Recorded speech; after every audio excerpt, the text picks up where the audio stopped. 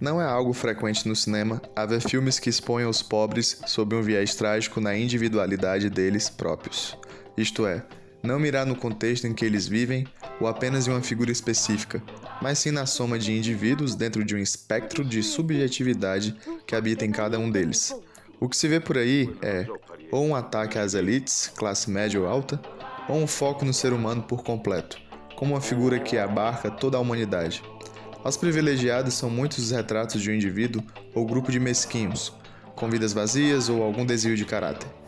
Já aos desfavorecidos, resta o olhar romântico, benigno e de denúncia.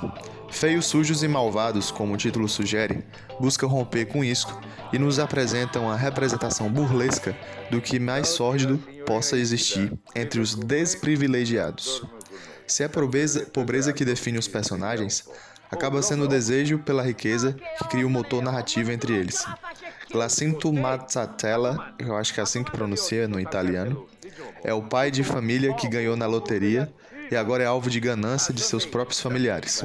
Uma família enorme, predominantemente adulta, que vive sob o teto do patriarca. Muitos deles querem roubar o seu dinheiro, que, consciente das pessoas hostis com quem vive, esconde a grana e se mantém paranoico. Para além da ganância e da família protagonista, o filme captura o macrocosmo de uma classe trabalhadora mais miserável por dentro do que por fora, que vive quase como animais, se portando somente por instintos que os mantém longe do rigor moral e das convenções que formam uma civilização. Diante de tudo isso, o título Feios, Sujos e Malvados não poderia ser melhor. O longa é sobre a degradação de um grupo social, degradação civil, moral, estética e humana. Criminalidade, prostituição, egoísmo e desrespeito a tudo e a todos compõem aquela comunidade.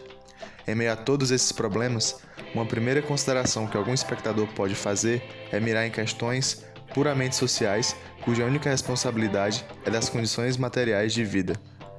Trata-se de colocar a culpa somente nas instituições e oferecer uma visão impessoal de tal conjuntura, sem espaço para a subjetividade como agente social. Mas Ettore Scola indica o oposto. Ele coloca seus personagens como figuras ativas deste cenário, inserindo a questão ética no social. Aqui, a denúncia não está no estado das coisas a qual a população se encontra, mas na própria natureza dessa população em si. A ação primária é o foco do filme em detrimento de suas consequências.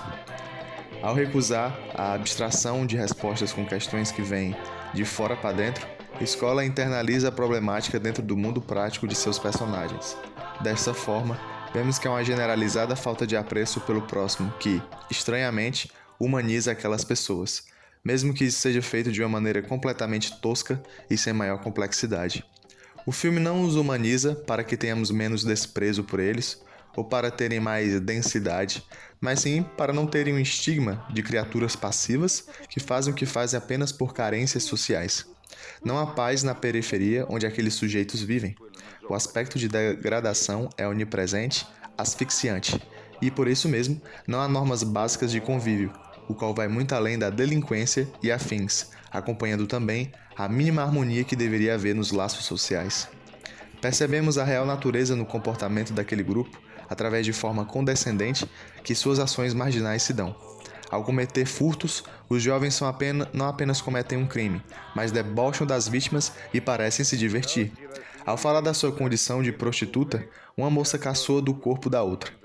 Essas pessoas não apenas praticam tais medidas, elas também estão em um arranjo com elas. Assim, vemos que Scola está consciente de que são os grandes responsáveis pela condução de seus personagens. No entanto, todo esse subtexto, apesar de atraente e corajoso, não é capaz de carregar a obra, sendo acompanhado por uma abordagem cômica que afasta o espectador, tornando a experiência do longa bastante incômoda.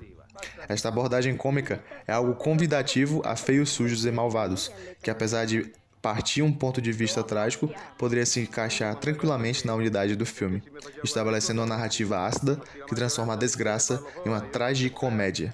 Porém, Scola se perde em seu excesso, e aqui tudo soa como uma gritante execução desengonçada, algo fora do tom que é excessivo a todo momento. Falta equilíbrio na direção, fazendo com que a produção soe extremamente cartunesca. Os personagens são muito exaltados, os ambientes são uma movimentação ininterrupta, o tom cômico é forçado e a crítica social não se manifesta de uma forma com a qual podemos encará-la com alguma seriedade. Apesar do filme aspirar esta seriedade em seu subtexto, esse ponto acaba soando distante demais, impedindo a plena digestão da crítica social. As tramas que se discorrem são desinteressantes. As interpretações estão próximas de causarem antipatia, e não há nada de complexo ou positivo a ser apontado nos desenvolvimentos do personagem daquela família. No final das contas, Feios, Sujos e Malvados parece realmente se resumir a uma obra para não ser levada a sério. Suas reflexões são ofuscadas pelo tratamento recebido, fazendo com que, neste trabalho tragicômico, o lado cômico se sobressaia ao trágico, que, devido ao complexo exagero, faz com que não saia ganhando nem um lado e nem o outro. Escola não soube sintetizar esses dois elementos, e o resultado é uma experiência enfadonha com uma boa premissa. Feios, Sujos e Malvados é um filme italiano de 1976, dirigido por Ettore Scola, roteiro de Ruggero Macari, Ettore Scola e Sergio Citti. Enfim, o elenco são vários nomes italianos, eu não quero arriscar aqui, porque eu posso pronunciar errado. Se você ficou interessado, se você quer assistir, se você pesquisar na internet direitinho, você encontra. Vou deixando meu vídeo por aqui e tchau.